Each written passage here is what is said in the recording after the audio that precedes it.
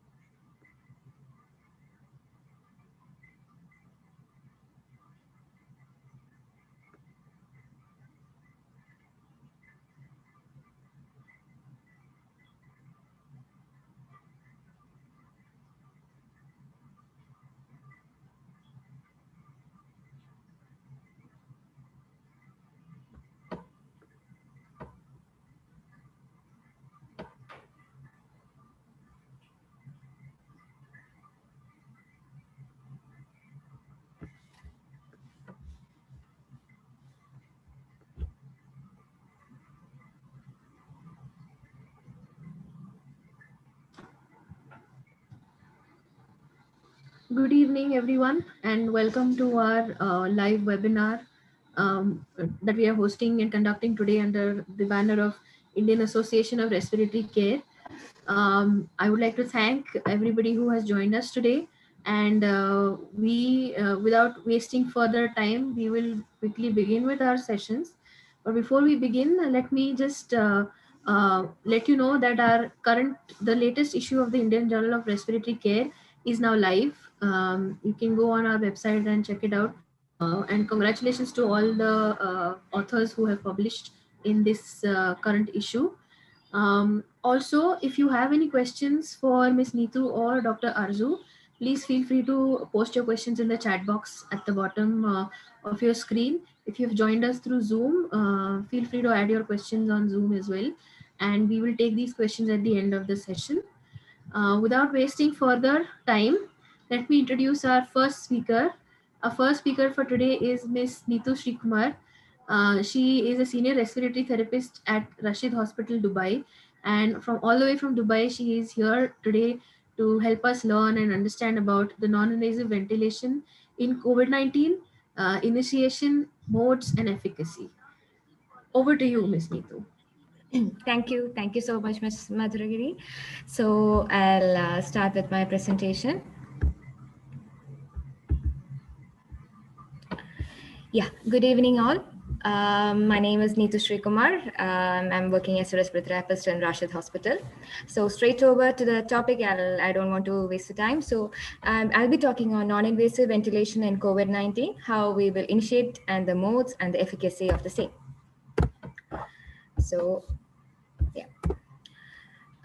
These are the main objectives of my topic. So I'll just move on to the introduction part. So the definition as such, it's the application of positive pressure via the upper respiratory tract for the purpose of augmenting alveolar ventilation. This is the basic definition for non-invasive ventilation.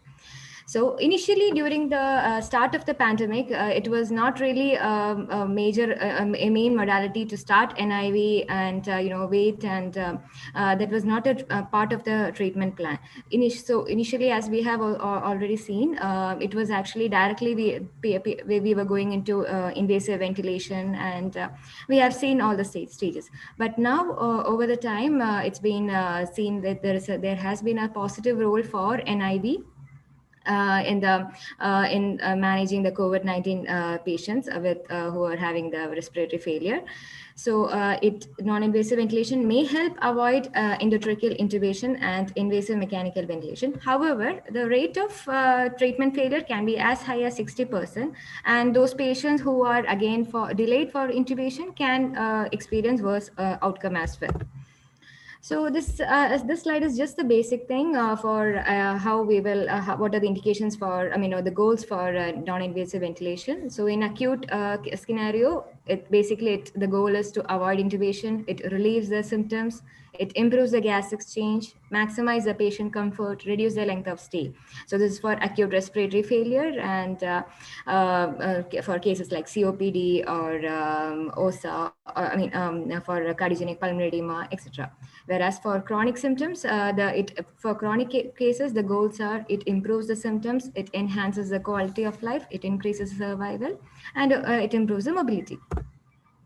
So basic mechanism of action in non-invasive ventilation, I'm just brushing up our memory. So it helps in the improvement of the pulmonary mechanics and the oxygenation. So in the basis of improvement in pulmonary mechanics, it's said that NIV augments the alveolar ventilation without any rise in the carbon dioxide.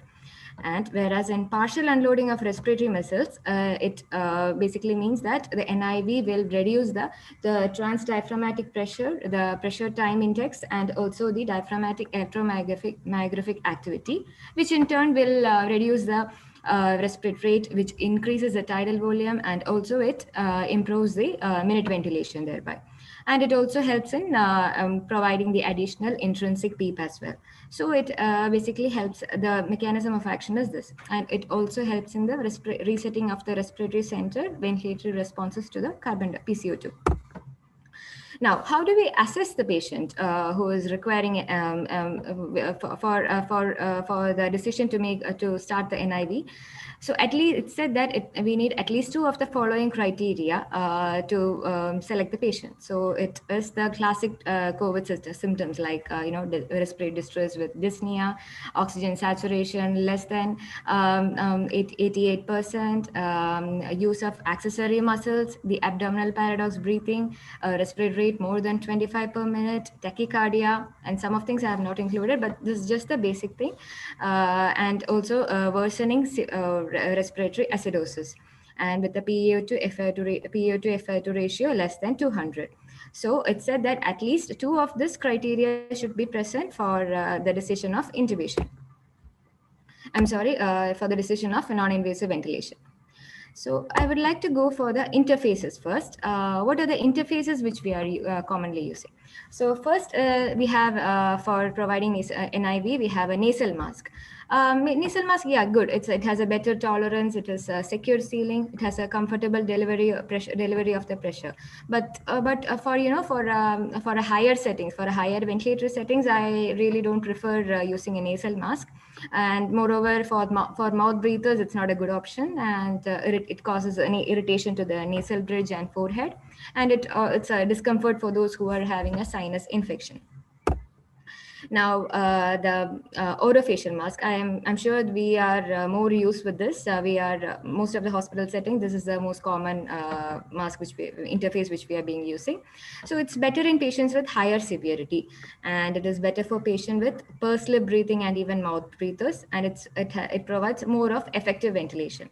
But in the down run, you can see like longer time of using this orofacial mask itself could cause nasal bridge erosion, and over the skin erosions over the forehead, because of the strap and everything. And this could also be disadvantages, and it can also cause claustrophobia, and it also hinders the speech and cough. If the patient wants to cough and wants to he wants to vomit or something, and the risk of aspiration is also high in these cases. But still, this is the most common interface which is being used in most of the hospital setting.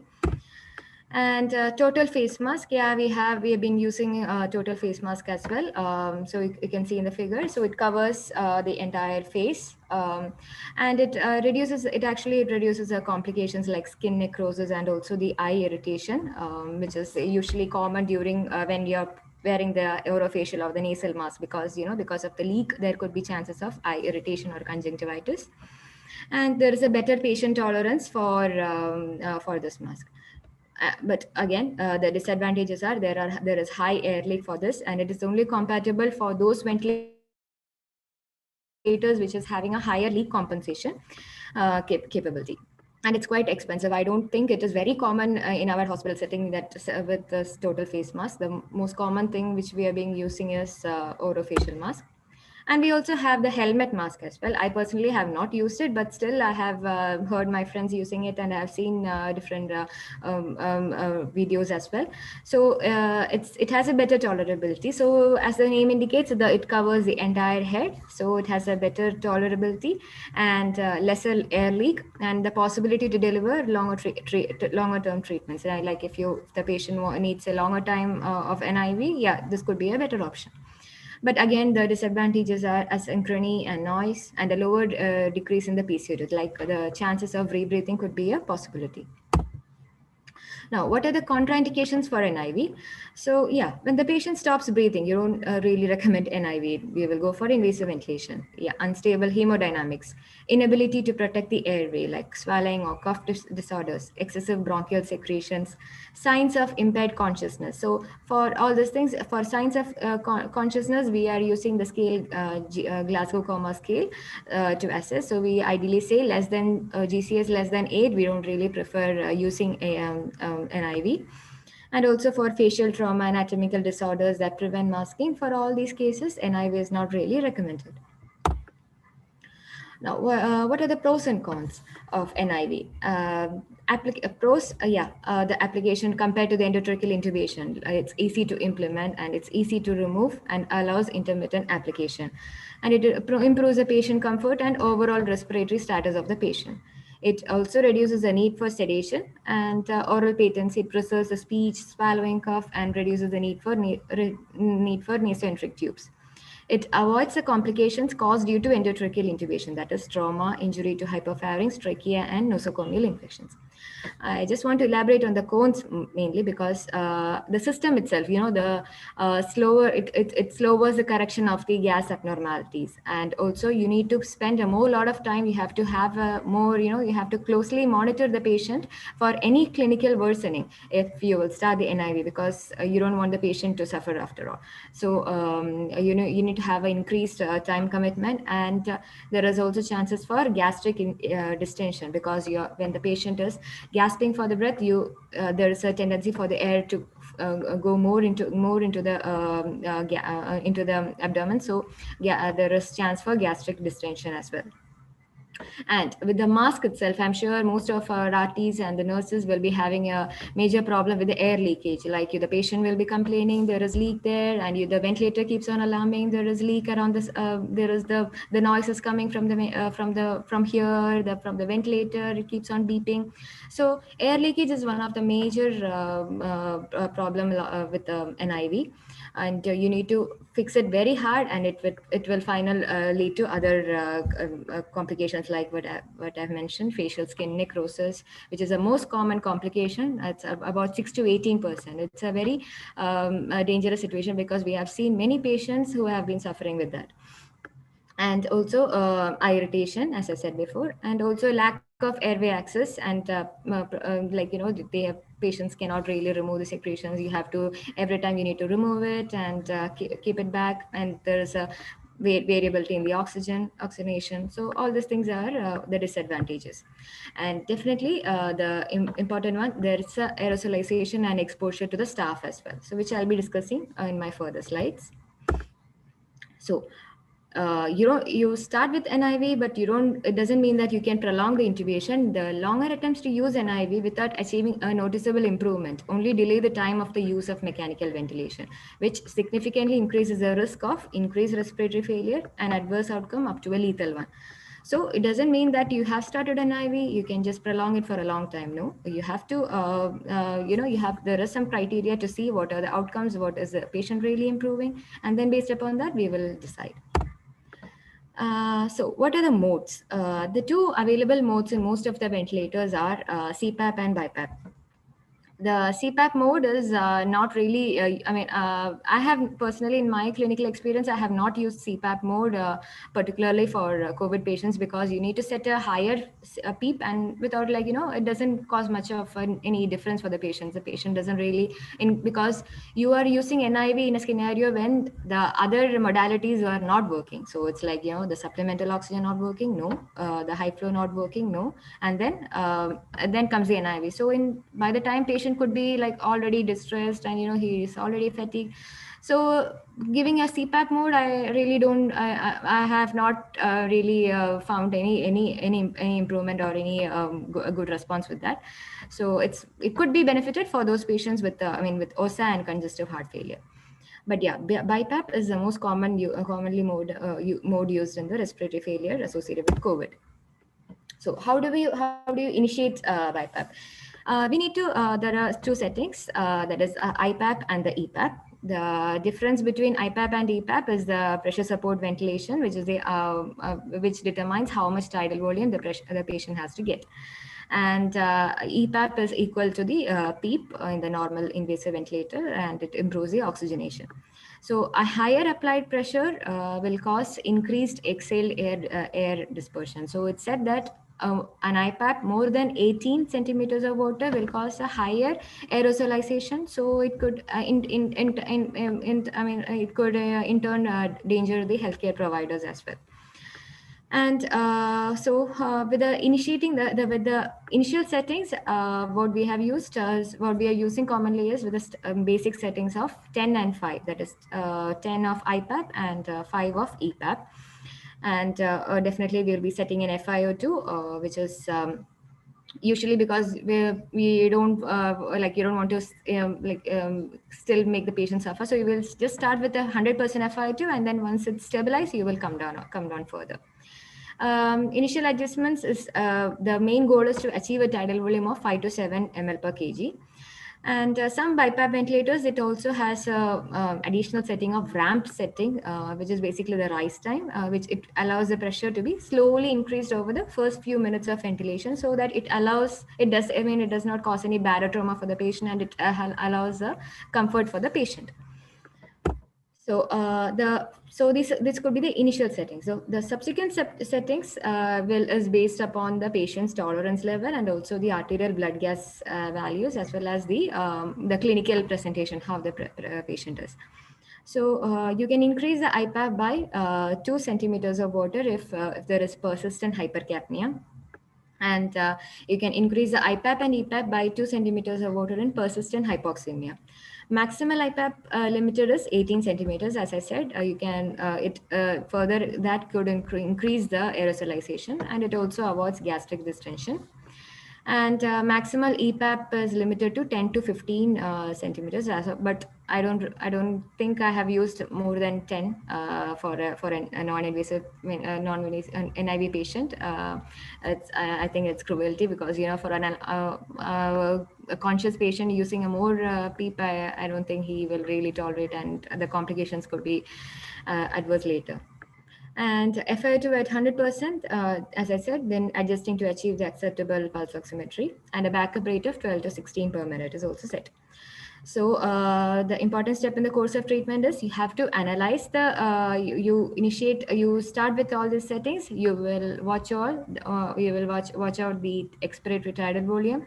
You will see the leak of the patient, if there is any significant leak around the mask, and also the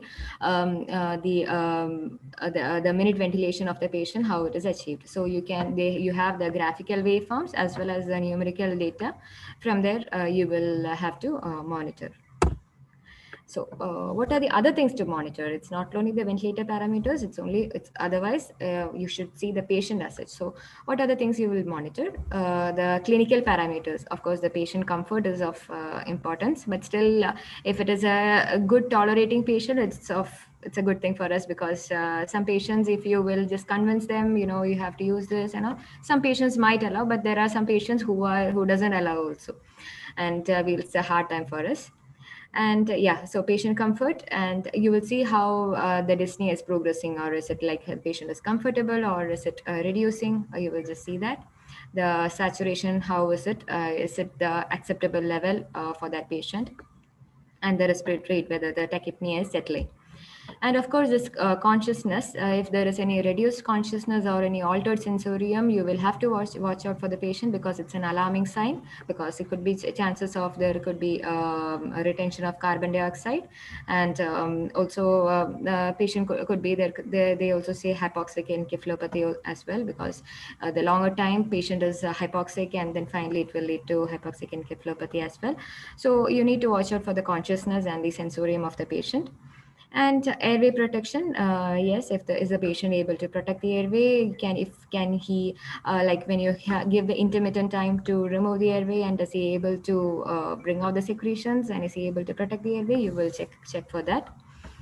And the blood gas abnormalities, along with the oxygen as well, it's equally important as the pH and the PCO2.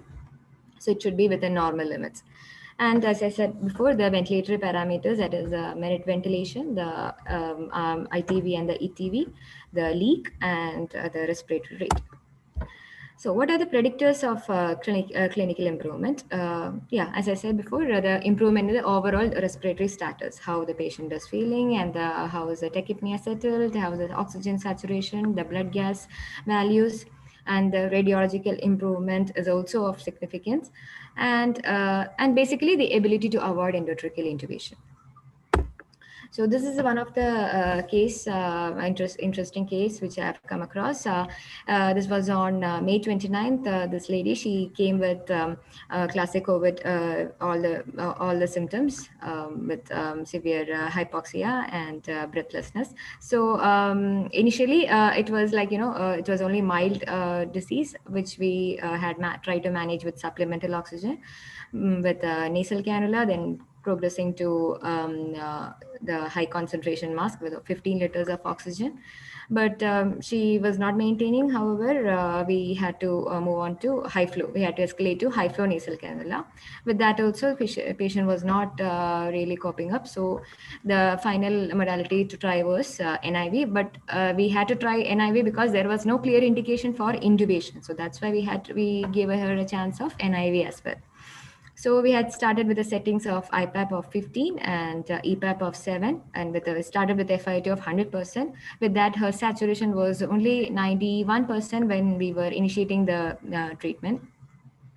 While progressively, when which we had applied the NIV, she said that she was feeling more comfortable. Like she was trying to be calm, and she was very cooperative patient, I must say. So she was coming out well. So by June 10th, this is her radiological examination. So you could see the X-ray; it has been improved then when compared to the one on May 29th, and this is after an IV. And yeah, we had once her saturation had come to acceptable levels, and when the respiratory rate was okay, we had tried to come down on the settings as well. So right now, this was on her weaning mode, where this X-ray was taken on her weaning mode. Weaning. Well, now anyway, the patient, she is on 98% saturation with nasal cannula of 4 liters of oxygen. So hopefully, but still she's in the hospital. But thank God she doesn't require any of the higher oxygen modalities as of now. She has settled so far. So I just wanted to include this X-ray because I felt it was interesting. So there are failures also. Yeah, what are the failures? They say the predictors of failure is the acidosis, that is persisting hypercapnia, and the level of consciousness less than GCS less than 8, and tachycardia, tachypnea, persistent hypoxemia. So failure of improvement within the 12 to 24 hours of NIV is a call for intubation. There is no point in holding on there. So is NIV really an option? So there has been like studies that NIV is not really recommended, and some of like there has been a mixed responses. However, the hypoxemic respiratory failure is the most frequent life-threatening complication of COVID. So the uncertainty about the initial management of hypoxemic respiratory failure has been emphasized by COVID-19. The optimal initial respiratory support for these patients is controversial, and however, and it has been applied with variable success rates. So, in high flow has also been one of the major modalities. So that's I would say like it's more preferred rather than NIV, and there have been studies which shows that there has been 50% failure rate for NIV, and then compared with 47% with conventional oxygen, and only 40% in high flow nasal cannula. So the outcome from an NIV should be assessed from the patient's respiratory status within the first few hours. So basically the point is, if you're going to start NIV, you have to titrate the settings, yeah, good. And then if you have to monitor continuously the patient, like you don't want the patient to further deteriorate. So the decision of intubation should not be delayed. So further, the predictors of intubation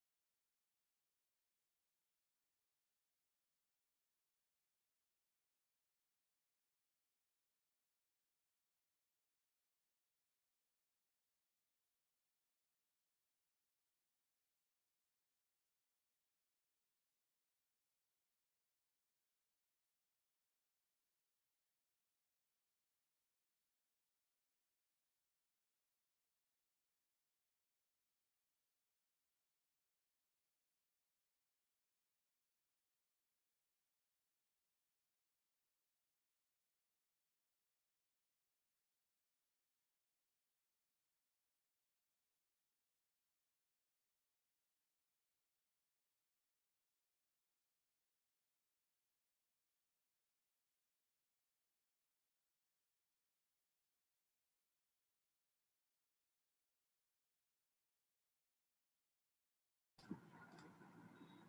I think there seems to be some technical glitches, and I think Miss Neetu has gotten disconnected. Uh,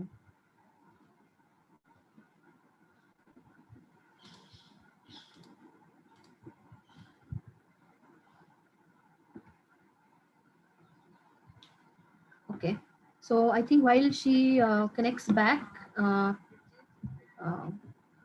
I think let us move on to our next session. Dr. Arzu, if you're okay with that, so that we stick to the time and we can come back to. Yes, that will be fine. Yes. Okay. All right. So, audience, thank you for joining us today. Let us move on to our next session. Our next session, we have with us Dr. Arzu Ari. I'm sure all of you have read papers that she has written and heard a lot about her. She comes to us all the way from Texas. She's the Professor of Respiratory Care and the Associate Dean for Research at the College of Health Professions, Texas State University. And we are incredibly honored and lucky to have you on aboard with us today. And we look forward. I have personally heard you many times, and I am happy and excited that I get to share presentation today with my colleagues and my students and my friends. So thank you for joining us. And ma'am is going to talk to us about the safe and effective delivery of aerosolized medicines in the era of COVID-19. So all over to you, ma'am. Over to you, ma'am. You have all the time you need to make your presentation. Thank you so much. Thank you very much, Madhura. I appreciate your kind words. I also would like to thank the Indian Association for Respiratory Care for their invitations. I'm extremely delighted to present at this session. And as I mentioned to you earlier, India has a special place in my heart. And as soon as I heard about this opportunity, I said, yes, I definitely would like to be part of this webinar. So my pleasure. Thank you. So let me explain how I'm going to present this topic. As you all know, my presentation today is all about how to deliver aerosolized medication safely and effectively in the era of COVID-19. So when I prepared this presentation, I decided to have 4 different sections in my presentation. First, I'm going to talk about the types of aerosols to differentiate medical aerosols from bioaerosols. And then I'm going to explain aerosol devices in terms of risk for device contamination and viral transmission. I will review the literature to provide you some strategies, some practical strategies on how to deliver aerosolized medication safely and effectively to different patient populations, such as spontaneously breathing patients, patients receiving the high flow nasal cannula treatment, ventilator-dependent patients, and patients with tracheostomy. At the end of my presentation, I'm going to talk about infection control and prevention. And my goal is to give you some practical strategies that will help you in your healthcare settings, especially in this global pandemic. So we have a lot to discuss. Let me get started. On March 13, 2020, the World Health Organization announced the pandemic, and we were all scared as soon as the announcement was made. And right after that, I got so many calls and email messages from my friends, not only in the US, but also in other countries. They were wondering if they should deliver aerosols, if they should, how they should do it. Some of them said they stopped using nebulizers, but they didn't know if that was the right practice. So they needed some guidance, and they were asking for very good questions to me at that time. But honestly, I had no answer to them at that time. I didn't know what to say because we didn't have any evidence. All we knew was it was a respiratory virus that spread by 3 major routes, including aerosols, droplets, and contact, either direct or indirect.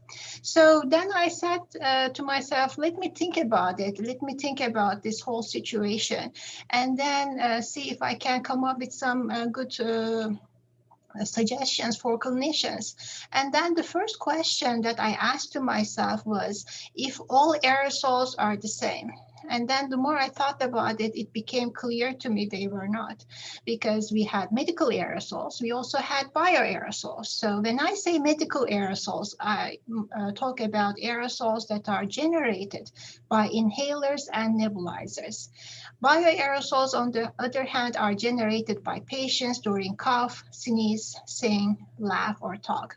These are two different things, and I'm glad that I made this distinction in the literature for the first time. And my first paper was published in April 2020, which provided some practical strategies to clinicians in the era of COVID-19. It was all about aerosolized medications and how to deliver them safely and effectively to patients with COVID-19.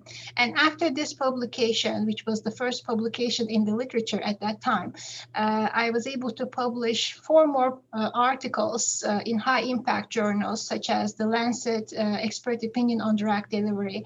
And it was a good feeling that I was able to provide some guidance to clinicians. So let's go back to the types of aerosols. As I said, bioaerosols are generated by patients. So if the patient is infected, of course, bioaerosols will carry the pathogens. So the next question is if medical aerosols carry the pathogens. The answer to that question is yes, if the device is contaminated. Sometimes patient secretions drop into the nebulizer reservoir and contaminates the device. In other times, healthcare professionals are not careful enough during device preparation and contaminate the device without knowing this was the case. So that's why device contamination is very important in the era of COVID-19, and some aerosol devices has a higher risk than the others. That's why we are going to review device features and explain which one has a low risk for device contamination and viral transmission. So back to our previous question, yes, medical aerosols may carry pathogen if the device is contaminated. And then the next question came last year. They said, okay, let's say the device is not contaminated. In this case, can medical aerosols become contaminated in the lungs before exhalation? This question was answered by Dr. Fink and his colleagues in an article that was published in the Journal of Aerosol Medicine last year. They said no. When a droplet in the aerosol coalesces with a contaminated mucous membrane, it will cease to be airborne, and therefore it will no longer be a part of an aerosol. So the answer to that question is no. So in this case, device contamination becomes very, very important in this global pandemic. What are the risks for device contamination and viral transmission? Let's review each device and discuss those concepts. I'm going to start with PMDIs. As you all know, PMDIs generate less aerosol mass due to low emitted dose. They also have a shorter treatment time than nebulizers. Since the drug is enclosed in the inhaler, it is hard to contaminate the PMDI during device preparation. Therefore, the risk of viral transmission with the PMDI is considered to be low.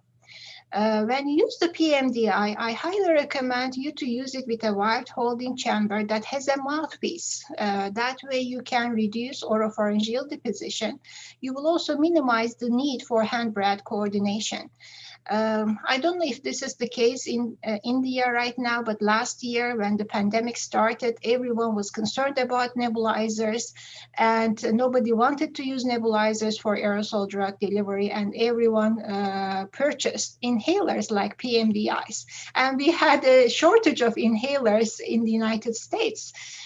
So some institutions decided to use the common PMDI canister protocol in their institutions. In this protocol, they use the same PMDI in multiple patients. So basically, they transferred the same PMDI from one patient to another. Is this a good practice? That's the question. And the answer is no, it's not. We do not want to transfer the same PMDI from one patient to another, because we have to adhere to strict infection control and prevention guidelines in the era of COVID-19, and this is definitely not a good practice. So if you are doing this, please stop doing it, because that's not the right way of delivering aerosolized medications to your patients safely. What about DPIs? It is very similar to PMDIs because the drug is enclosed in the device and less open to contamination. Just like PMDIs, they have short treatment time and it is hard to contaminate the DPI during device preparation. If you use a multiple dose DPIs like you see in this slide, Discus has multi-dose DPIs, but if you use a unit dose DPIs, you will have to place the capsule, the drug capsule or the blister into the device, and that will increase its chance or its risk for device contamination. So the other thing that we need to be aware of with the DPI is that they require high inspiratory flow rate to be used effectively. And if your patient tries to take a fast and deep breath in from the device because they would like to achieve high inspiratory flow rate to use the device effectively, they may start coughing or having airway irritation. If that happens to your patient, you should not use the DPI because that's not the right device for you. We don't want to simulate cough or airway irritation during aerosol therapy in the era of COVID-19 because that's a risk for viral transmission.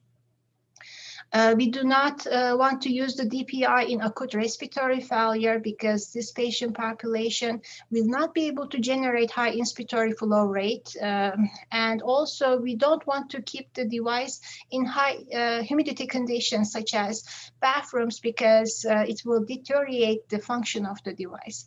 You should also instruct your patients not to exhale inside the DPI because exhaled air has humidity. So we should make sure that our patients do not exhale into the device after the treatment. What about jet nebulizers? There were lots of discussions on that. As you all know, they have open design and more prone to contamination. As you know, the jet nebulizer usually requires external gas flow such as air or oxygen to operate. So the external gas flow that we use to operate the device actually increases aerosol dispersion into the atmosphere, and that's a risk. Also, jet nebulizers have large residual volumes than other nebulizers on the market. When I say residual volume, I'm talking about the amount of drug or the medication that stays in the nebulizer cup after the treatment.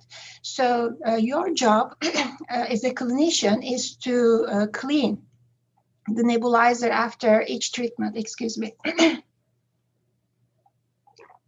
If you don't clean the nebulizer after each treatment, the drug volumes will stay in the nebulizer cup and will create a hospitable environment for pathogens, and that's not what we would like to have in the era of COVID-19.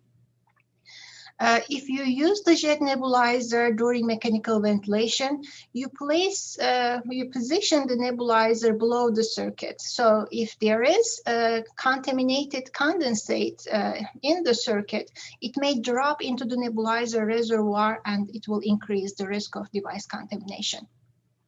So it is easy to contaminate for various factors. Also, we know that jet nebulizers are repeatedly used for aerosol treatment, and therefore it is easy to contaminate the jet nebulizer during device preparation, especially with repeated use. And because of all these reasons that I mentioned to you just now, the risk of viral transmission with the jet nebulizer is considered to be high. So what does it mean? Should you stop using the jet nebulizer and forget all about them? Definitely not. You can still use the jet nebulizer, but you need to pay attention and make sure that you use it in the most efficient and safe way. So let me tell you how you're going to do it. First thing that you need to do is to pay attention to device preparation and maintenance. It's very important. We don't want to contaminate the device during device preparation, as I mentioned to you earlier. Also, you need to attach a filter to the exhalation port of the nebulizer to minimize the dispersion of exhaled aerosols into the atmosphere. If you have a BRAD-actuated nebulizer in your unit, use the BRAD-actuated nebulizer instead of the conventional jet nebulizer that you see in this slide, because BRAD-actuated nebulizers generate aerosols only during inspiration and will minimize exhaled air dispersion during treatment. If you use the jet nebulizer in ventilator-dependent patients, we would like to make sure that we don't break the circuit, because breaking the circuit for device placement will expose ourselves to exhaled bioaerosols that may carry pathogens. So that's why it is very important to use a waved T-piece with the jet nebulizer during mechanical ventilation. So what about exhaled air dispersion? I kept telling about those things. So let me explain this to you through the study that was conducted by Wei and his colleagues. The study was published in CHEST, and researchers basically measured the maximum dispersion distance of smoke particles in normal lung, mild lung injury, and severe lung injury. So according to the findings of this study, the maximum dispersion distance of smoke particles in normal lung was 0.45 meter, as opposed to 0.54 meter in mild lung injury. Look at the number that they obtained with severe lung injury. It was greater than 0.8. It's a lot. And that's, you can see how much dispersion you can create when you use the jet nebulizer in your patients in the era of COVID-19. So one thing that I would like to emphasize here is that in this study, they used smoke particles that are less than 1 micron. On the other hand, when we look at bioaerosols, they range, the particle size of bioaerosols ranges from 0.1 micron to 100 micron. So the findings of this study actually represent a small portion of bioaerosols. However, it's an excellent study that tells us how exhaled air dispersion can be a problem with jet nebulizers. What about mesh nebulizers? They are a little different than jet nebulizers because they have a different design.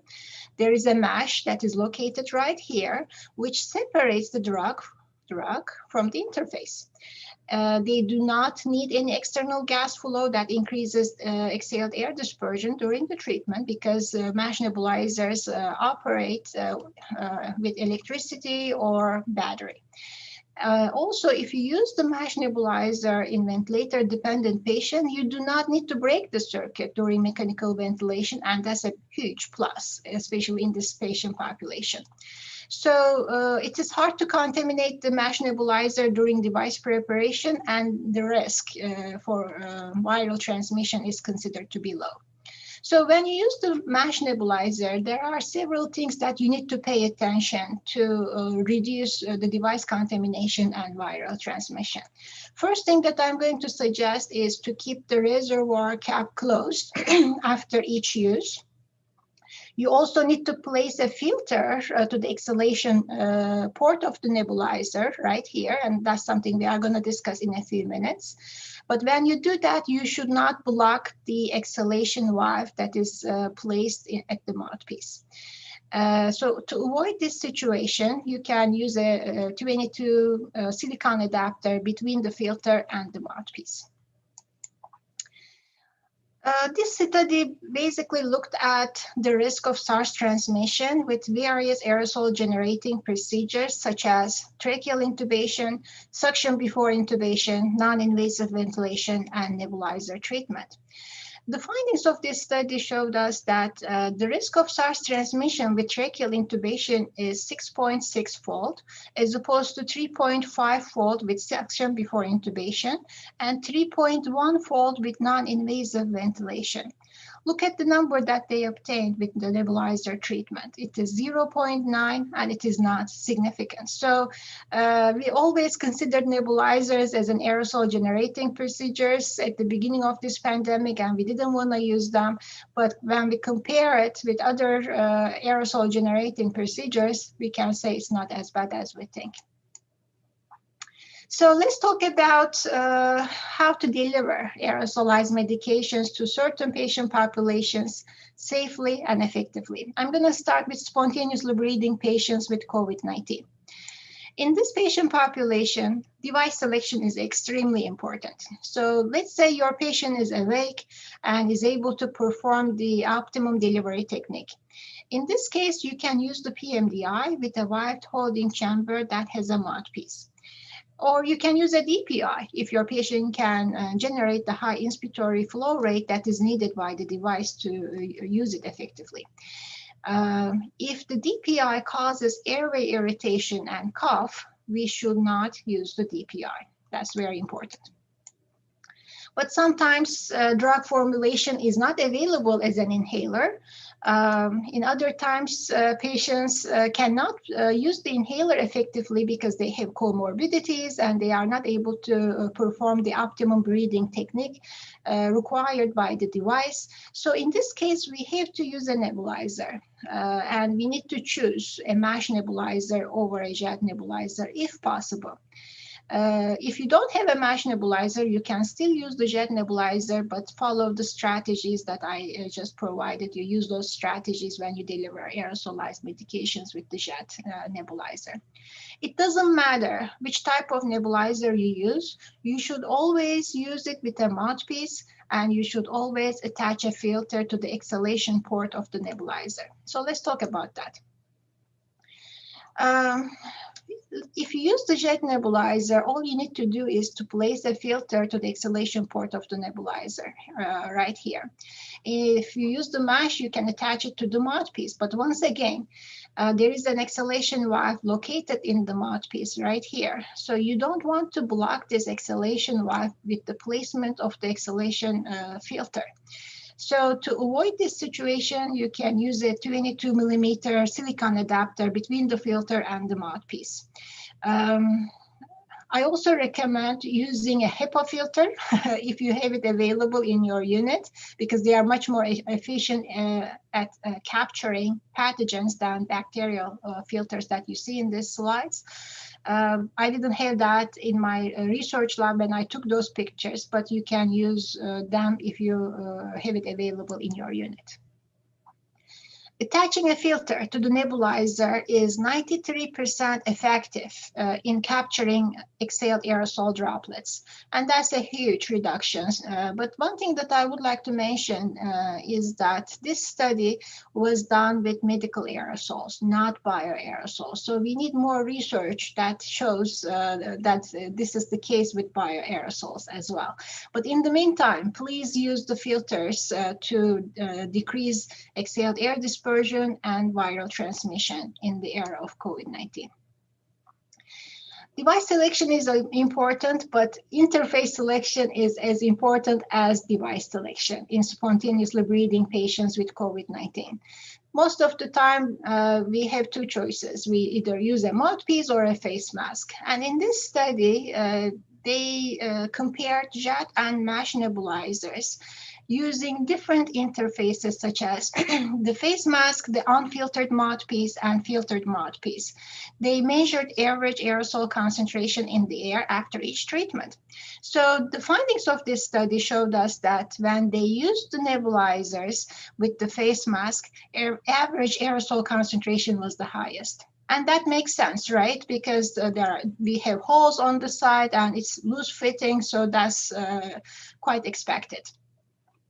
When they had unfiltered mouthpiece, average aerosol concentration dropped by half almost, but with the filtered mouthpiece, it was the best. And especially with the vibrating mesh nebulizer, it was very close to zero. So use a mouthpiece and attach a filter to the exhalation port of the nebulizer. What happens if you don't? This study was published last year in the Journal of Infection. And the researchers did a laboratory study in an isolation room with 12 air changes per hour. They used a jet nebulizer with a face mask, as you see in this slide, and they collected air samples near the head, near the abdomen, and near the foot. So at the end of the treatment, they analyzed the air samples and realized that air samples near the head included 612 viruses per liter, as opposed to 174 viruses per liter near the abdomen, and it was 118 viruses per liter near the feet. So they said aerosols spread at a decreasing concentration with increasing distance from the patient in an isolation room with 12 air changes per hour. Yes, they did this study in an isolation room, and they were still collecting viruses in the air sample. So don't use the face mask with the jet nebulizer when you deliver aerosolized medications to your patients with COVID-19. When you use the mouthpiece, you can increase the delivery efficiency of your device. And this is a study that we conducted in our research lab several years ago. In this study, we compared jet and mesh nebulizers with the mouthpiece and the face, using the mouthpiece and the face mask. We measured the delivery efficiency of each device and interface combination. And the results showed us that drug delivery was greatest with the mouthpiece, while the aerosol mask was the least efficient interface. But it is very important to choose the right device and interface for the right patient. If your patient is able to keep the mouthpiece in their mouth consistently and reliably in the entire treatment, use the mouthpiece and instruct them how important it is for their treatment, and they should be able to adhere to your suggestions. The findings of our research also showed that showed us that the delivery efficiency of jet nebulizers was less than mesh nebulizers, and this is a common finding that was also confirmed by many other scholars who published several articles after ours. What about aerosol drug delivery through the high flow nasal cannula? That was a hot topic in the era of COVID-19. And I'm sure you know what I'm talking about, because we had two different opinions about the high flow nasal cannula. One group said, yes, we should use the high flow nasal cannula because it is effective in hypoxemic respiratory failure. Early intubation is a high-risk procedure. We should avoid that as much as we can. And they also said prolonged ICU stay will be a problem for all of us because we have limited number of ventilators. The other group was completely against the idea of using the high flow nasal cannula in the era of COVID-19 because they were concerned about the dispersion of bioaerosols to the environment. They said the dispersion of bioaerosols to the environment is high, and increased dispersion may lead to viral transmission. So let's talk about exhaled air dispersion with the high flow nasal cannula. In this slide, I represent two separate studies to you. Both of those studies measured the maximum dispersion distance with various devices. They also used the same methodology and similar breathing parameters. So the study that you see on your right, on your left, was conducted by Wei and his colleagues who used the high flow nasal cannula at 60 liters per minute and 10 liters per minute. The study that you see, or the table that you see on your right, was published by Ibe and his colleagues who used the simple mask, the narrow breather mask, and the Venturi mask at various flow rates. So once again, they measured the maximum dispersion distance of exhaled aerosols. So when the high flow nasal cannula was used at 60 liters per minute, the maximum dispersion distance of exhaled aerosols was 17.2 centimeter. And that was very close to the simple mask at 15 liters per minute. Look at the number here. It is 11.2 centimeter. And if you review the numbers that they obtained with the non-rebreather mask and the Venturi mask, they were much, much higher. It ranged from 23.5 centimeter up to almost 40 centimeter. And those numbers are much higher than 17.2 centimeter that was obtained with the high flow nasal cannula at 60 liters per minute. And when the researchers decreased the flow rate from 60 liters per minute to 10 liters per minute, the maximum dispersion distance of exhaled aerosols decreased significantly from 17.2 centimeter to 6.5 centimeter. So exhaled air dispersion is not as bad as we think, and I think using the high flow nasal cannula is a good option. You may say maybe, but about bacterial growth?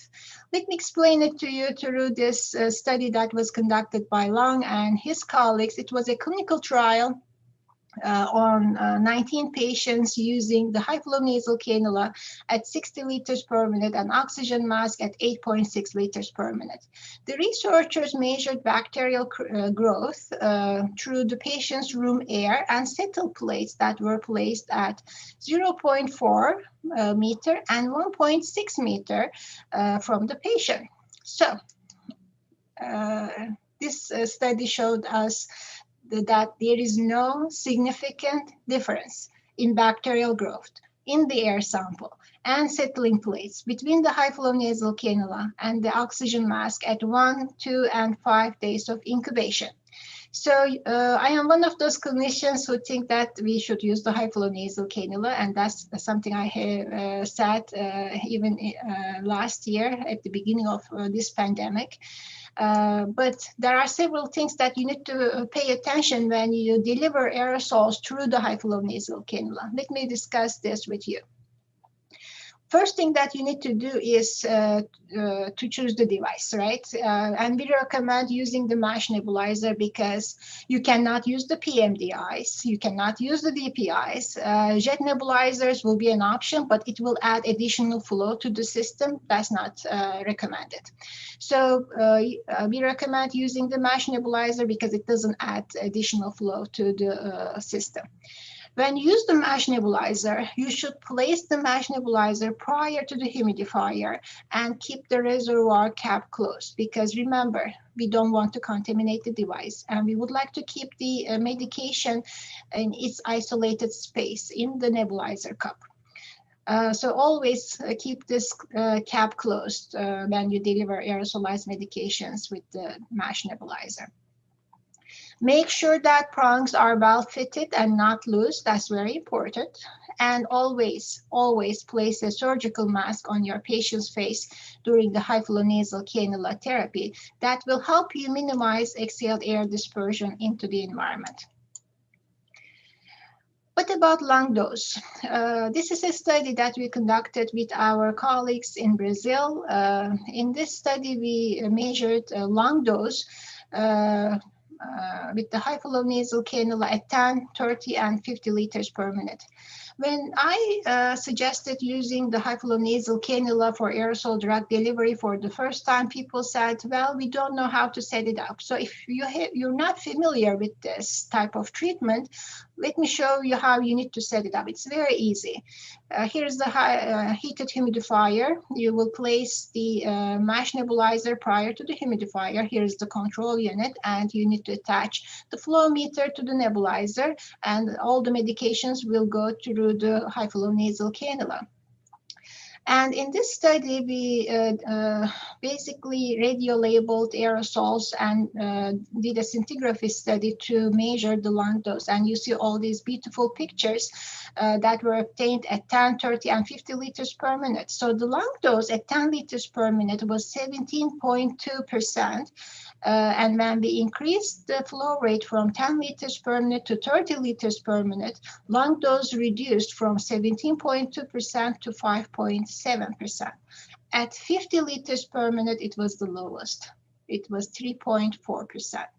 So here's my suggestion to you. Let's say your patient is using the high flow nasal cannula, and you would like to deliver you would like to deliver an aerosolized medications through the high flow nasal cannula, and your patient is on at 50 liters per minute. Before you deliver aerosolized medications, decrease the flow rate to 10 liters per minute to increase the lung deposition. If you use the mesh nebulizer with your patient, it will take only 4 to 5 minutes to complete the treatment, and your patient should be able to tolerate the low flow rate. At the end of the treatment, you need to go back to your previous setting and set it up at 50 liters per minute. But in the meantime, you need to monitor your patients closely.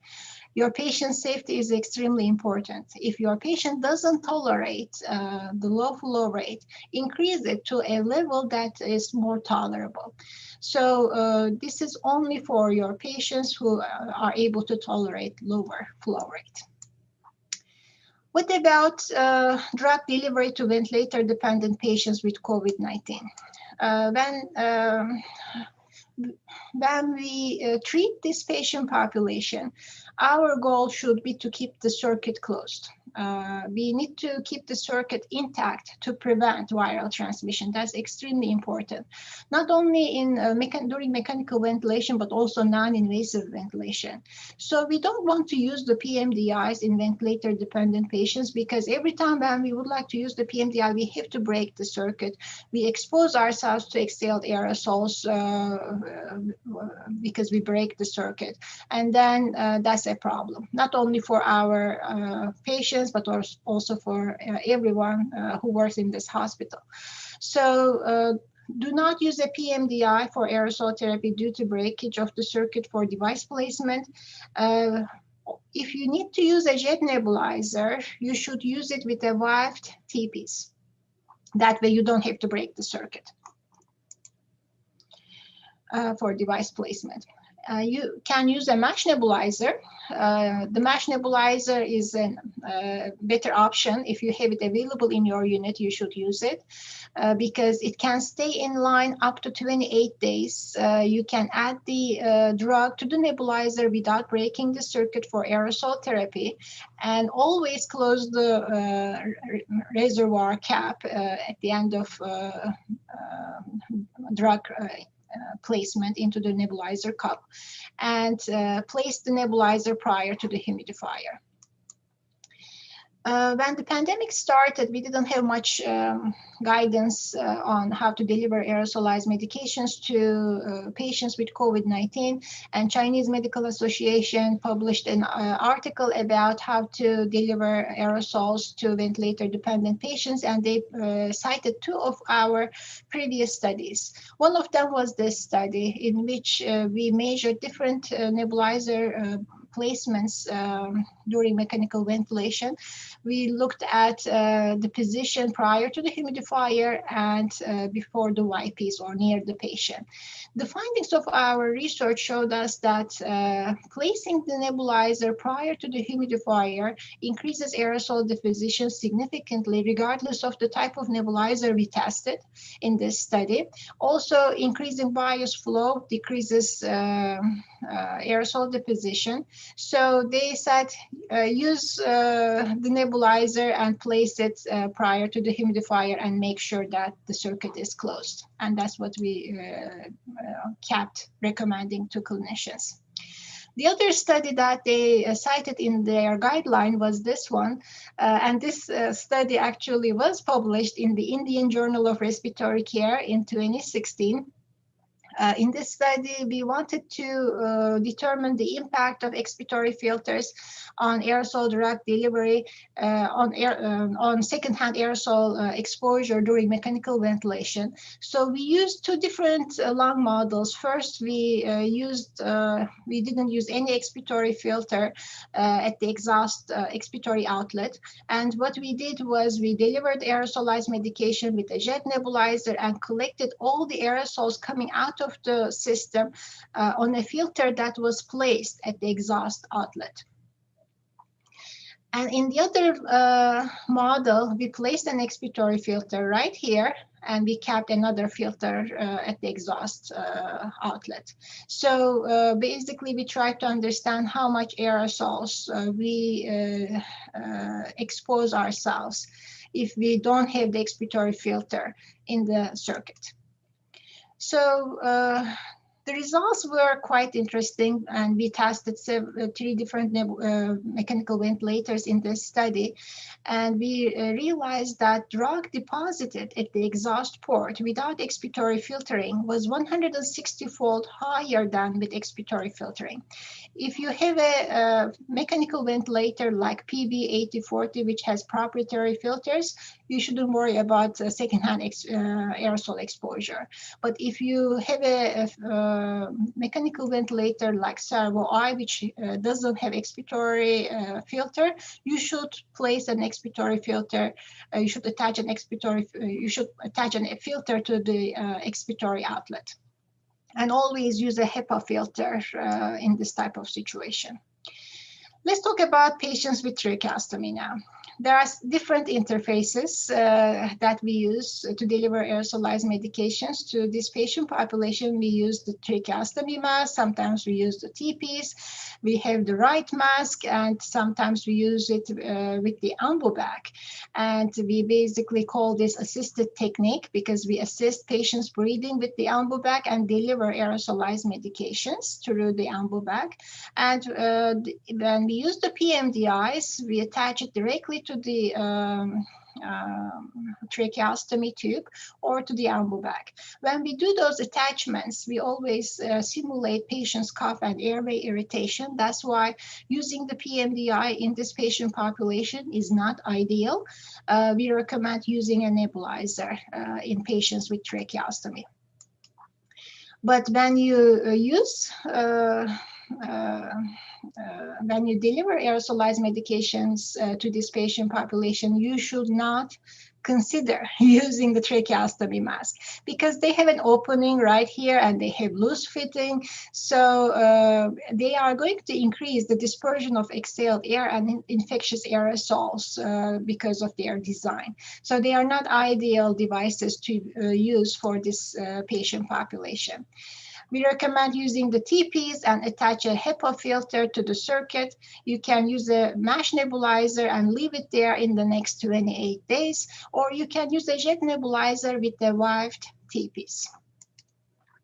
So far, I reviewed several studies that were published in different patient populations, and I also gave you some strategies, but I would like to put them together in several slides and give you some guidelines or some practical strategies that will be helpful for you in your clinical practice, so that you can take those take-home messages with you and use them in your institutions.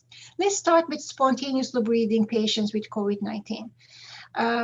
First, we should avoid all unnecessary aerosol drug delivery. If your patient doesn't need an aerosol treatment, do not use it.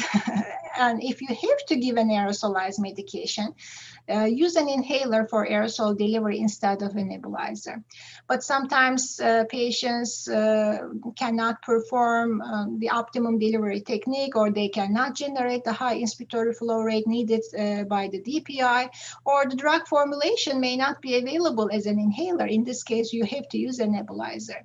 So in that type of situation, you should use a nebulizer with a mouthpiece and attach a filter to the exhalation port. And you remember why we are doing this. We would like to decrease exhaled air dispersion and minimize viral transmission during the nebulizer treatment. Always, we should administer aerosol therapy in negative pressure rooms and protect ourselves from aerosolized medications and bioaerosols by wearing personal protective equipment. If you are going to deliver aerosolized medications through the high flow nasal cannula, You should use the high flow nasal cannula for aerosol delivery before your patient develops severe hypoxemic respiratory failure. And we recommend using the mesh nebulizer. You need to place it prior to the humidifier and keep the reservoir cap closed so that the device wouldn't be contaminated. Always make sure that prongs are well fitted and not loose during the treatment, and place a surgical mask on the patient's face before therapy. And once again, wear personal protective equipment and administer aerosol therapy in negative pressure rooms. What about ventilator-dependent patients with COVID-19? As I said earlier, PMDIs would not be the good device for this patient population because we don't want to break the circuit. We should keep the circuit intact the entire time.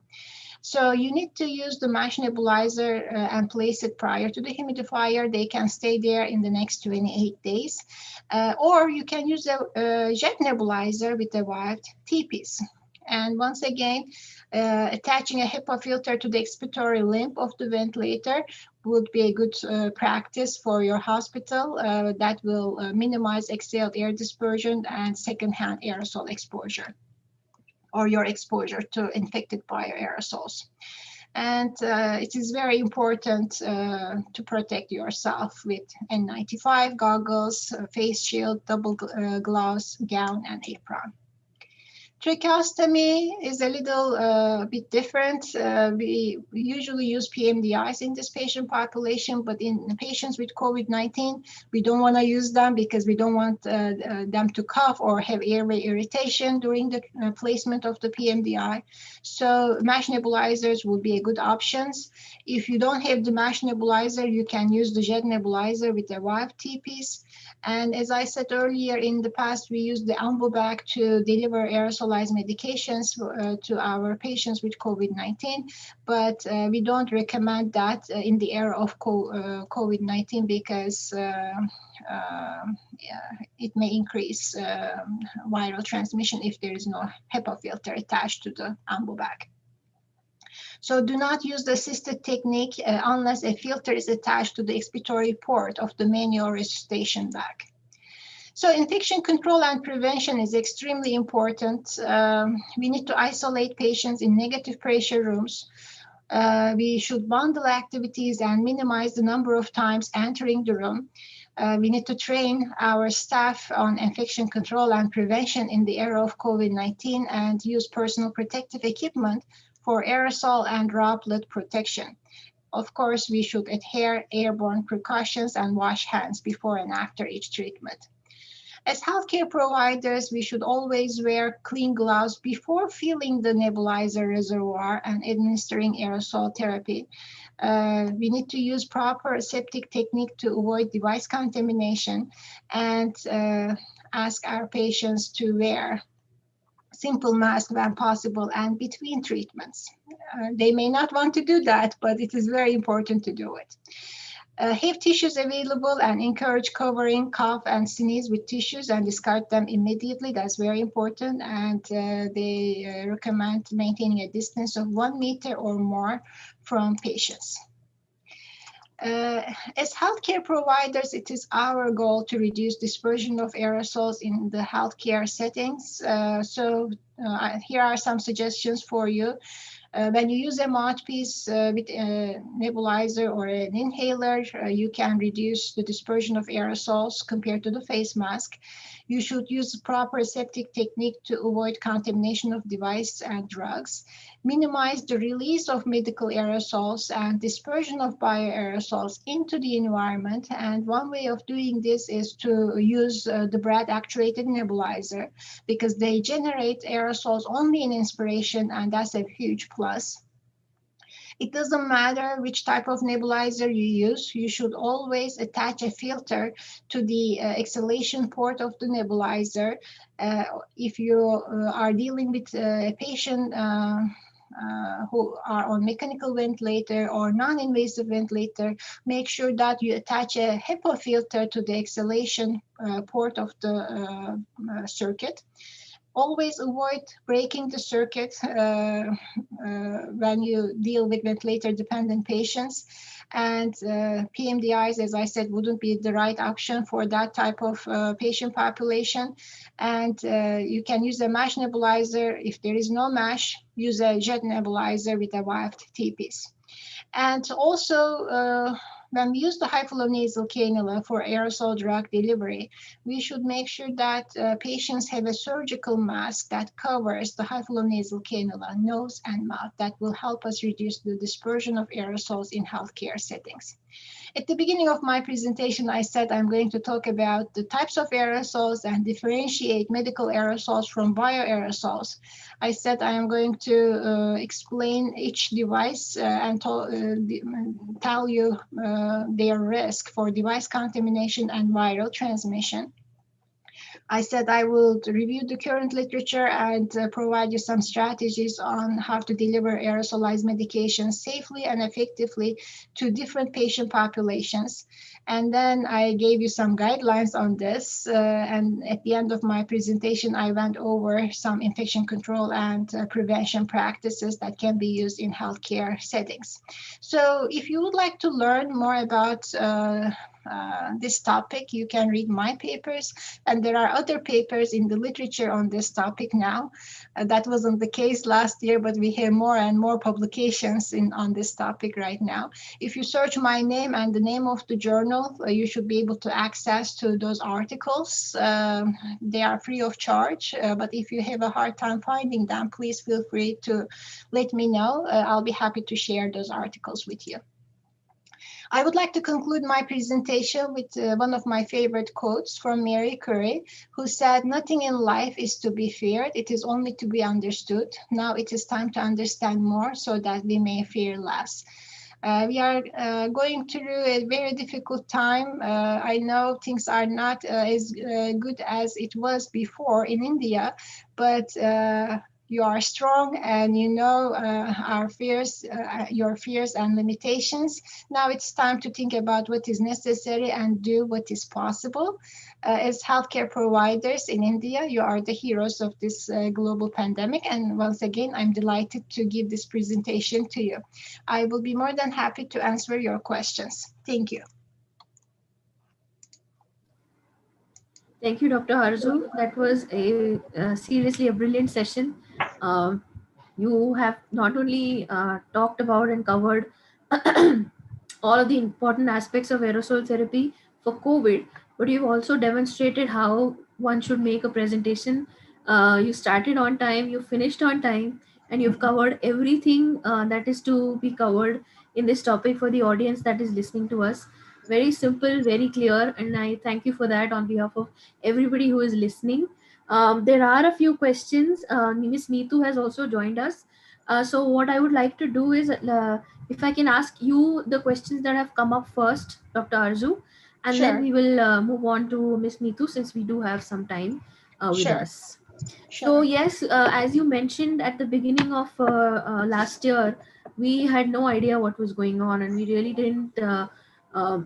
India really didn't understand the depth of how bad COVID-19, the pandemic, is until probably halfway through we had suffered, and probably this year is when we realize how bad it is, and unfortunate that we didn't have a lot of patients suffered, a lot of patients died.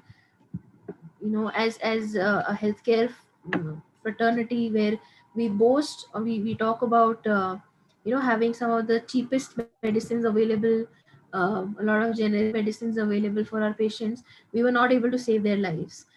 So at the beginning, yes, we did talk a lot about not using nebulization, not using nebulizer therapy, and we would just look into using a meter dose inhaler.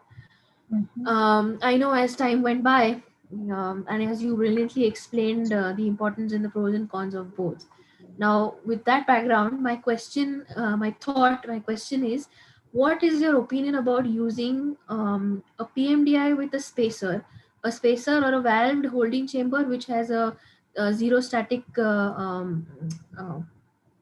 so the spacer is zero static, and because Yes. I did read a lot of papers that recommend using the combination of MDI with spacer for both your spontaneously or normal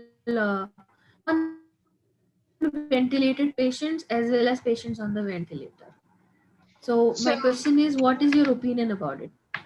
so let me be clear with your question. Are you talking about spontaneously breathing patients or ventilator-dependent patients or both? Of using a pressurized meter dose inhaler with a Yes. spacer for both Yes. type of patients. Well, both types of patients. Okay, that's what I needed to learn. So before I answer your question, let me explain the difference between the spacer and the wide holding chamber that may not be clear to some of the people in the audience. I don't know how many people there are in the audience, but let me explain it to them just in case if it is not clear. Because sometimes people get confused. They think it's the same thing. It's not. Spacer has no valves and wide holding chambers has one-way valves. So that's the main difference.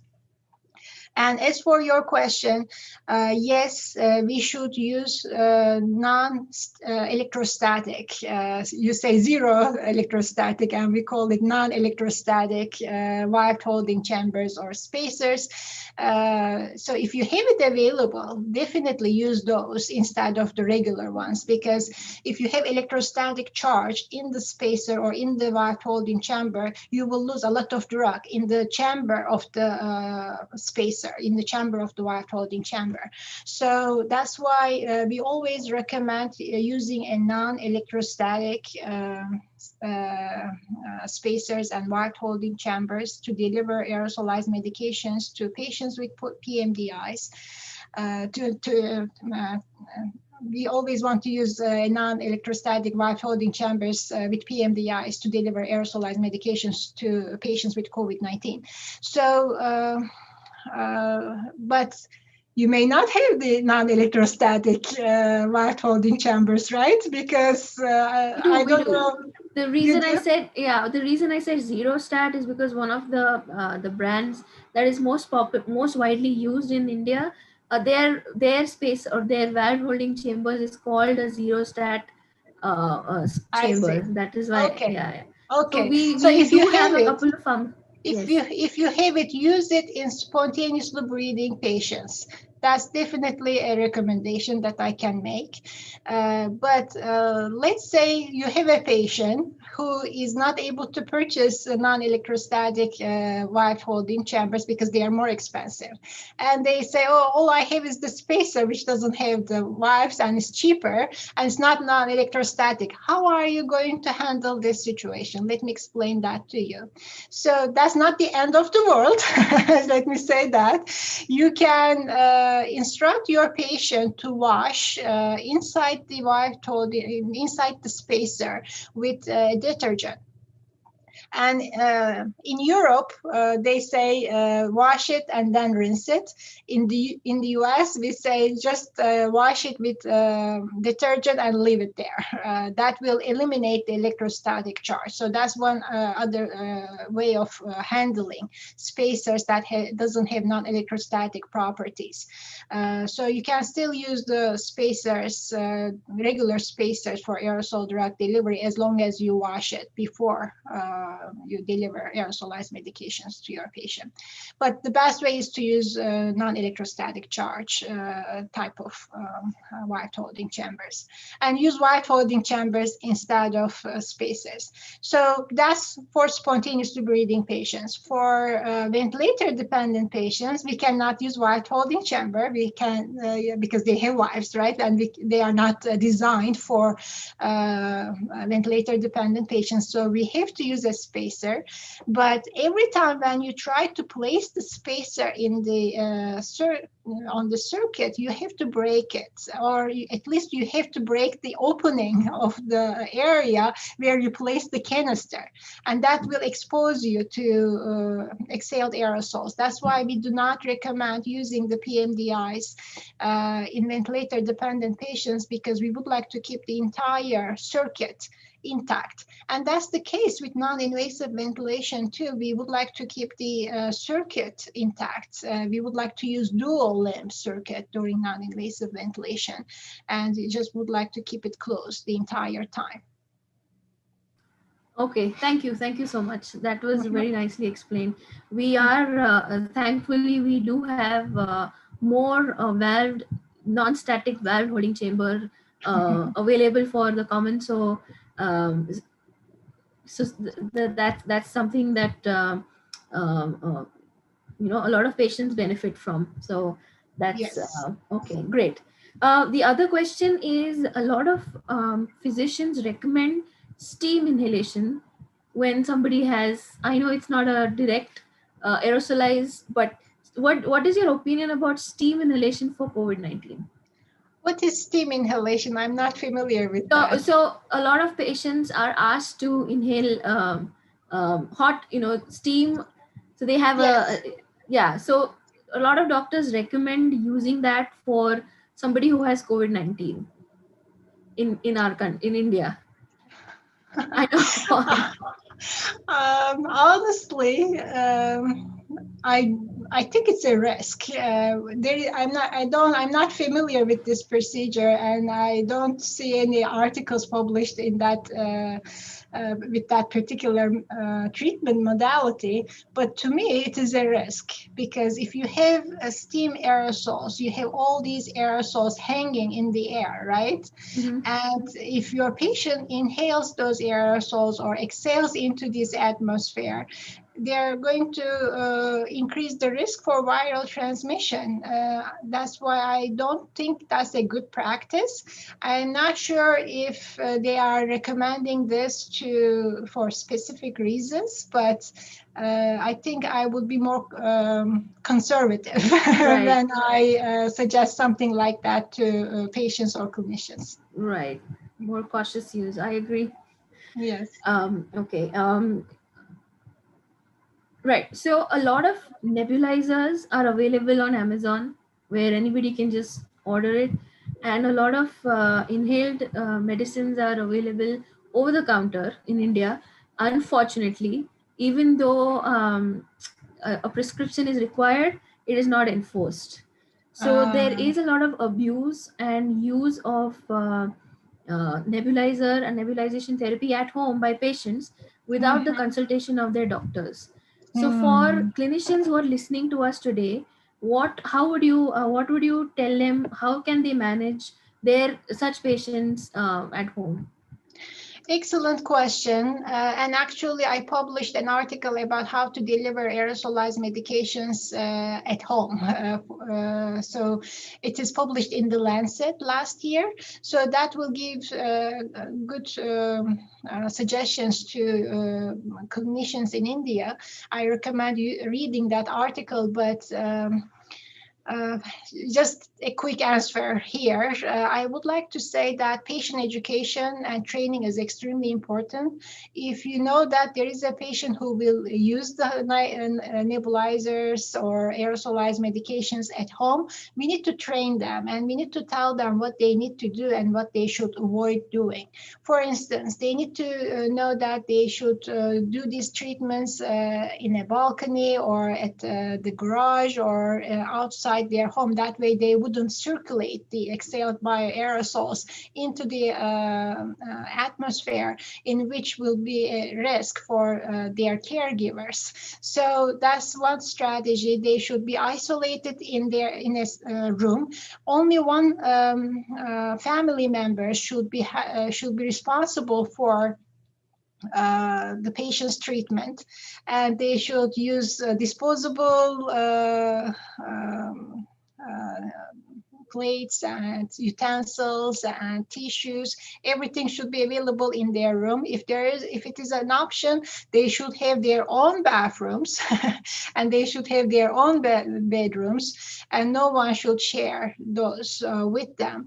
And it is very important to have fresh air in their patient's room. Otherwise, you accumulate all these bioaerosols in the same room, and that can increase the risk for viral transmission. But as I said, there are several strategies that clinicians can teach to their patients who are diagnosed with COVID-19. And with those strategies, aerosolized medications can be used safely and effectively. But once again, patient education and training is extremely important.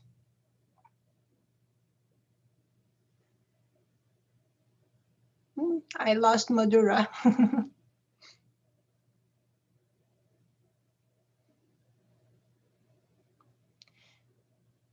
Okay, she's coming back, but once again, patients should be isolated in a room, and they should have their own bathroom if possible. They should use disposable equipment, and they need to be educated on nebulizers. For instance, they should know that face mask is a risk. They need to use their mouthpiece.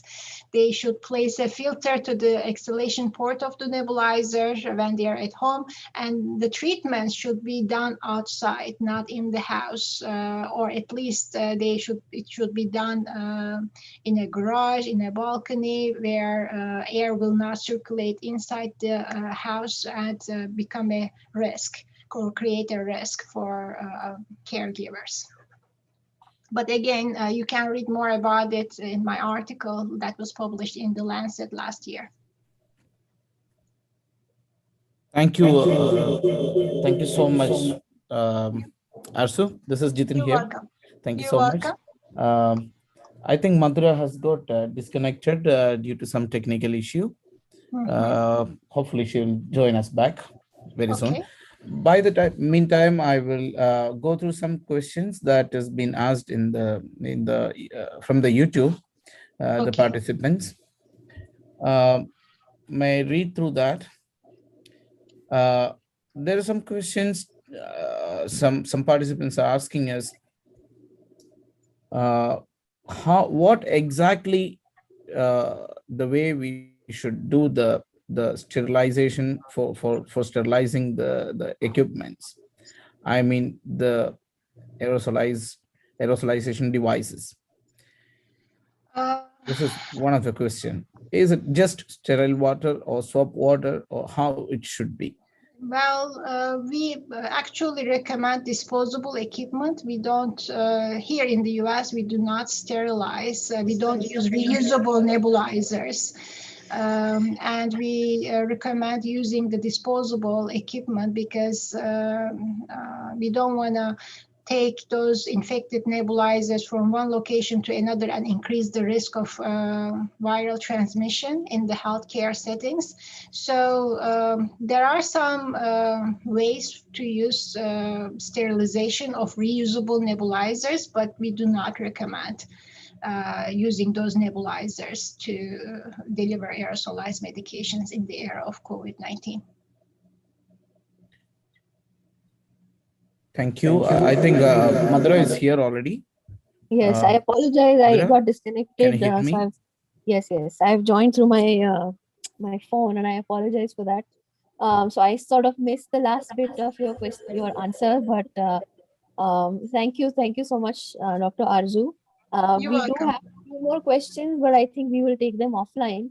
I would like to have Ms. Neethu, if she's still here.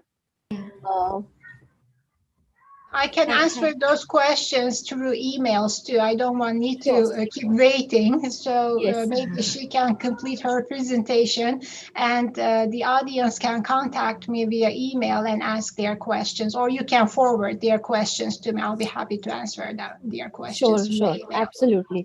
Absolutely. Thank you, Dr. Arzu. Thank you so much. You're welcome. You're welcome. Thank you very much for your invitation. And I also would like to thank the audience who are here with us today. It was a pleasure. Bye-bye. Thank you. Ms. Neethu, would you like to quickly sum up? I'm sorry you got disconnected before. If you can quickly sum up your, yes, please go ahead. Sure. Yeah, just yeah.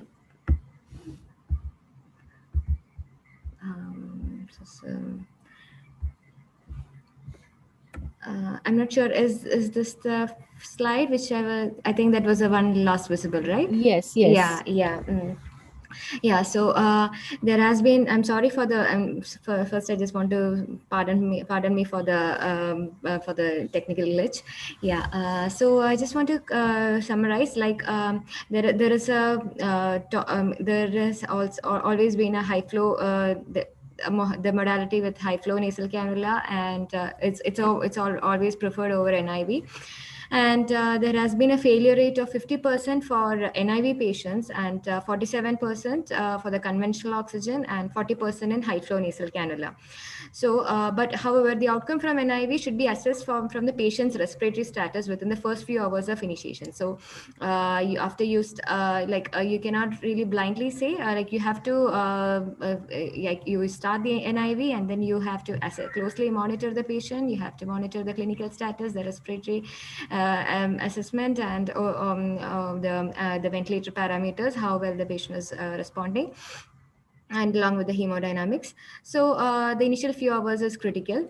For some patients, it's said that while NIV may temporarily improve oxygenation and work of breathing, it does not really change the natural disease progression, and it is not a replacement for intubation and invasive ventilation. Yeah, again, the same thing. So it's definitely not a replacement for intubation. The decision for intubation should not be delayed. And there is an emerging evidence that there is a place for NIV in the care of patients post-extubation. That is, those patients who were intubated due to hypoxic respiratory failure associated with COVID-19. And post-extubation, NIV has been shown some good improvement for those patients in order to support their symptoms. So those patients were really, there are some studies that those patients were of good benefit with that. So to summarize with this NIV versus high flow. So it's just that you get a patient with COVID-19 with COVID-19 hypoxia. Yeah. If there is an indication for endotracheal intubation, yes, you will just proceed with that. If there is a serious indication for that, but no, you feel that the patient can tolerate, you can start with supplemental oxygen. And yeah, if he's tolerating, yeah, you can monitor closely for the worsening, and the saturation should be acceptable between 92 to 96 should be acceptable for that patient. And whereas if he's not tolerating supplemental oxygen, you can consider high flow nasal cannula. And if in that case also, if he is not tolerating high flow nasal cannula, if there is a clear indication for intubation, we will proceed again for that. But no, again, the patient is not tolerating high flow nasal cannula, but he is not really a candidate for intubation. You could give a trial of NIV. So that's how the algorithm goes. This is a flowchart which I've got from Surviving Sepsis campaign. So I guess this makes sense actually, because you are trying all possible oxygen, all possible oxygen therapy modalities. And from the time when we had the question of this NIV, to start NIV for a COVID patient, this was the first most thing which came into our mind. Will it cause more exposure to us healthcare providers? It said that COVID-19 can remain viable in aerosol for up to 3 hours. And yes, NIV has been grouped into those respiratory procedures that causes aerosolization, like along with intubation, extubation, nebulization, and bronchoscopy. So yeah, it will cause aerosolization. But however, we need to overcome these things because after all, it's for the patient benefit. So what are the considerations for that? So what do we do? What do we do to overcome these defects? You can go for dual limb circuits with expiratory filter. So if it's with the conventional ventilator, you can use with the dual limb circuit. You can always keep a expiratory filter or at the ventilator end. The expiratory end. And yes, and the negative pressure rooms are the best recommendation. I'm sure that most of the hospitals are following that for COVID-19. And if the patient is a candidate for NIV, yeah, you can place him in a negative pressure room, which will allow him for lesser aerosolization with the NIV. And of course, the proper mask sealing of the patient is, I know it's a tiresome job because, fixing the mask of the patient is like, because the patient is having a discomfort due to the high pressures, and we are also worried about the necrosis of the face, and you don't want to harm you don't want to suffocate the patient basically. So sealing the proper mask fittage is something you have to achieve. And definitely the PPE. which includes the main thing is I believe is N95 respirator mask. So that's how we can overcome the aerosolization from NIV. So this is 5 steps of using NIV. It's from a clinical guideline. So it's like first step is you use a negative pressure room, okay, and then you select the interface, a helmet or a full face mask or whatever is available in your hospital setting. Then you can use a dual limb circuit with a filter on the expiratory limb, and then you can use CPAP or whatever mode is useful for or whatever mode you feel will benefit the patient. And then you can reevaluate the patient within the first few hours and intubate if needed. And that is the main thing. Like if you feel the patient is deteriorating, there is no point in waiting. So to summarize, NIV is definitely a life-saving therapeutic option which should be proposed to the vast majority of patients with pneumonia associated with COVID-19. But we don't have still enough evidence to to value the NIV. There's some studies still it's going on with. Like they have studies which has shown higher mortality in NIV than compared with high flow nasal cannula. So it's still been it's not really clearly evident. And in any pandemic, when there is a incomplete knowledge of the disease trajectory and patient complications, all available respiratory support options have to be considered. That nonetheless, if you have the option to if you have the option to try all these modalities, definitely you can give a try. And the risk of transmission of potentially infectious aerosols may be mitigated by the use of filters, PPE, and negative pressure rooms. And it also requires expertise from the staffing as well as RT. Those who have the healthcare providers should be more they have to be more compliant with the system. And high flow nasal cannula and NIV may avoid intubation in some patients with COVID-19 pneumonia and respiratory failure, but this remains to be determined, and the use of these modalities should be made on a case-by-case basis. So it depends on different patients. All right, that's it. Thank you. I hope I have given some light to this topic. Yes, thank you, Neethu. Thank you so much.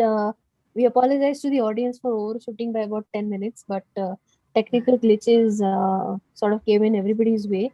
Yeah. So thank you, Neethu. Thank you for joining us today.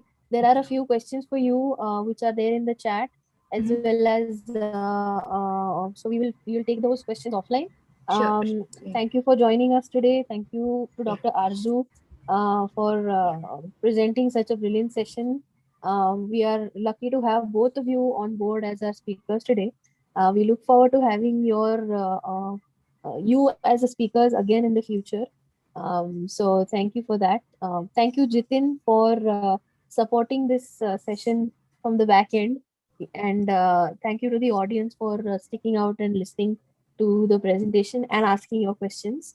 We will meet again in the near future with our next webinars. So till then, good night, stay safe, and IARC is always available to help everybody and anybody who needs it. So thank you so much. Bye-bye.